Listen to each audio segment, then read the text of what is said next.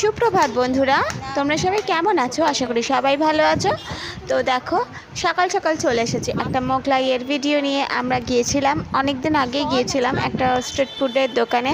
সেটা আমাদের বাড়ির সামনে খুব ফেমাস স্ট্রিট ফুড, কিন্তু ও মোগলাইটা বানালো আমি দেখে অনেকটা অবাক হয়ে গেলাম। কোনোদিন সামনাসামনি এই দোকানের মোগলাই বানানোটা আমি দেখিনি, বা কোনোদিন সামনাসামনি মোগলাই বানানোটা আমি দেখিও নি। এই ফার্স্ট টাইম আমি দেখলাম। তো দেখো, এনভেলাপটা যে করলো, এনভেলাপটা করার আগে কিন্তু যে স্টাফিংটা দিল, তাহলে সেটা তোমরা সবাই হয়তো দেখতে পেলে, জানি না বুঝতে পারলে কি না। ডিমের অমলেট আমরা প্লেন যেভাবে করি, ডিম ফাটিয়ে তার মধ্যে নুন দিয়ে, পেঁয়াজ কুচি দিয়ে আর লঙ্কা কুচি দিয়ে, সেইভাবেই কিন্তু মোগলাইটা, মানে মোগলাই স্টাফিংটা করা হলো। অনেক দোকানে অনেক রকমভাবে করে হয়তো স্টাফিংটা, এবং স্টাফিংটার জন্যই মোগলাইটা খেতে ভালো লাগে। যদিও মোগলাই আমার খুব একটা প্রিয় খাবার নয়, এমনকি এই যে ভাজাভুজি যেগুলো স্ট্রিট ফুডে পাওয়া যায়, মানে স্ট্রিট ফুড যেগুলো, সেগুলো কিন্তু আমার কোনোটাই খুব একটা প্রিয় নয়।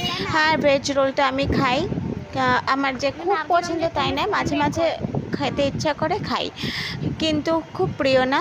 যাই হোক, তোমরা কে কে মোগলাই খেতে ভালোবাসো তোমরা আমাকে জানিও। কিন্তু এই দোকানের মোগলাইটা যে এভাবে বানায় ঠিক কথাই, কিন্তু খেতে কিন্তু ভালোই হয়, খুব একটা খারাপ হয় না। তো যাই হোক, আর মোগলাই কিন্তু অনেক রকমের হয়, চিকেন মোগলাই হয়, আরও অনেক রকমের মোগলাই হয়। যাই হোক, তোমরা জানিও কে কোনটা খেতে ভালোবাসো। টাটা।